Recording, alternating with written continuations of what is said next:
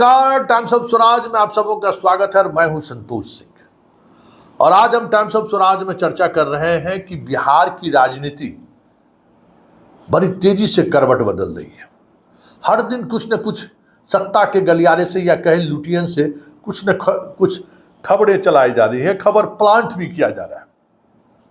कभी नीतीश कुमार का उत्तराधिकारी, तो कभी विधानसभा भंग होगा, कभी किंग मेकर की चर्चा होती है, तो कभी आरजेडी जाति की बात करते हैं कि अभी भी सवर्णों के पास 80% संपत्ति है। बहुत तरह की चीज़ें, मतलब चुनाव खत्म हो गया है, परिणाम सामने आ चुका है, लेकिन बिहार की राजनीति अभी भी उसी तरीके से हॉट है, गर्म है। मतलब हर कोई अपने तरीके से चीज़ों को साधना चाहता है। कोई मीडिया मैनेजमेंट करता है कि पवन सिंह के खड़े होने की वजह से नुकसान हो गया। कोई कह रहा है कि कुशवाहा चला ही नहीं, विजय सिन्हा का भूमिहार कार्ड चला ही नहीं, सम्राट चौधरी का चला ही नहीं, मुरेठा बांधे तो उसका नुकसान हो गया। जिसके लिए मुरेठा बांधे वो तो उनकी वापसी हो गई, पार्टी का नुकसान हो गया।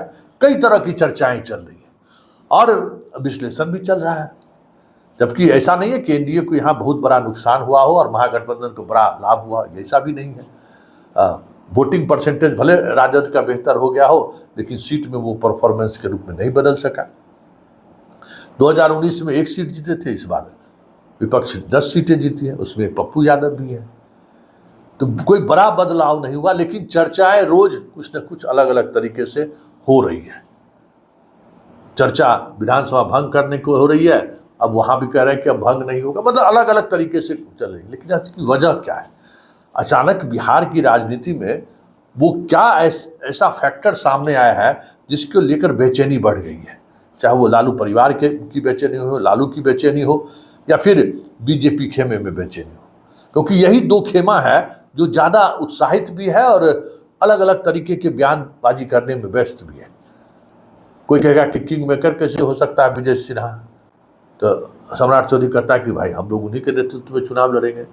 कोई कुछ मतलब ये बिहार की दो बड़ी पार्टी, नंबर 1 पार्टी राजद विधानसभा में, नंबर 2 पार्टी बीजेपी विधानसभा में, सबसे ज़्यादा अगर गौर करिए तो इन्हीं दोनों की तरफ से कुछ न कुछ प्रतिक्रियाएं आ रही है।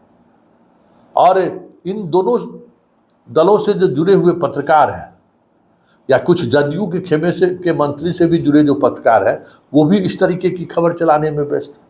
आखिर इसकी वजह क्या है?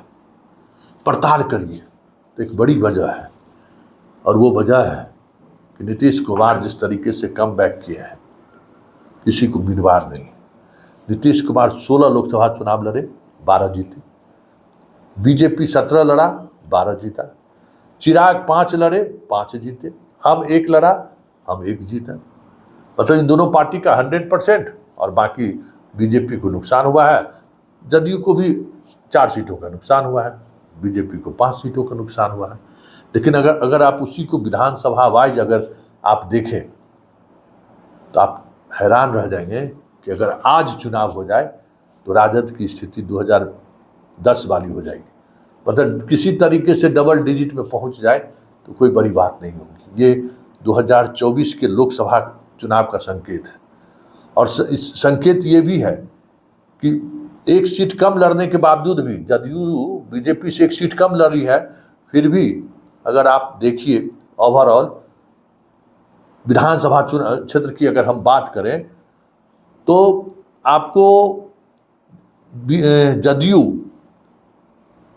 का कई ऐसी सीटें हैं जिन सीटों पर बड़ी बढ़त के साथ वो विधानसभा सीट जीतते हुए 74 सीट, 74, सीमांचल, अंग, मिथिलांचल, सुपरा साफ।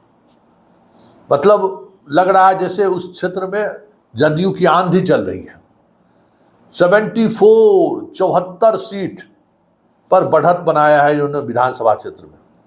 और बात बीजेपी की करें तो बीजेपी के परफॉर्मेंस की करें तो चुनाव तो वो 17 सीटों पर लड़े, लेकिन अगर इंडिविजुअल अगर सीटों की बात करें तो 78 सीट, 68 सीटों पर बढ़त है। और वो जो 68 सीट है, उन तमाम 68 सीटों पर एकदम कसमकस वाली लड़ाई वाली स्थिति है। जदयू वाला नहीं है कि मार्जिन से जीत रहे हैं। और एलजेपी 29 सीटों पर, और हम 6 सीटों पर, कुल 177 सीटों पर आगे हैं। और आरजेडी का, जो आरजेडी की जो बात कर रहे हैं ना, उनके वोट परसेंटेज 4% से ज़्यादा बढ़ा है, लेकिन विधानसभा वाइज अगर आप देखें तो बहुत बुरा हाल है आरजेडी का। मात्र 35 सीटों पर आ गए हैं। कांग्रेस और भाकपा माले 12-12 सीटों पर, सीपीआई और वीआईपी 1-1 सीट। मतलब ठीक 2010 वाली स्थिति है कि आज अगर चुनाव हो जाए तो आरजेडी का सुपड़ा साफ हो जाएगा।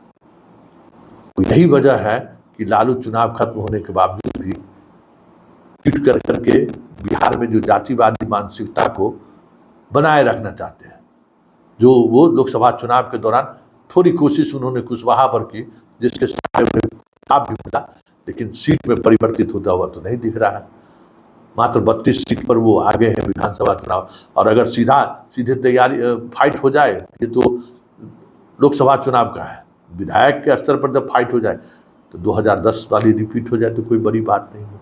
तो लालू के जो बार बार कह रहे हैं कि पिछड़ों और दलित की संपत्ति की हिस्सेदारी क्या है, सवर्णों की हिस्सेदारी क्या है, इसका जो डाटा ट्वीट करके जारी कर रहे हैं, उसके पीछे वजह यही है। और बीजेपी बेचैन क्यों है, ये भी समझ लीजिए कि चले थे नीतीश कुमार को हाशिया पर पहुंचाने के लिए, लोकसभा में भी झटका लगा और विधानसभा में भी चीज़ें सामने हैं कि भाई नीतीश के बगैर कुछ भी संभव नहीं है। बिहार की जनता अभी भी नीतीश के साथ है और इस लोकसभा चुनाव में उन्होंने जता दिया है कि यहाँ मोदी फैक्टर नहीं, नीतीश फैक्टर काम कर रहा है। और नीतीश के बगैर बिहार में किसी की अभी सरकार नहीं बनने वाली है, ये भी जनता ने जता दिया है।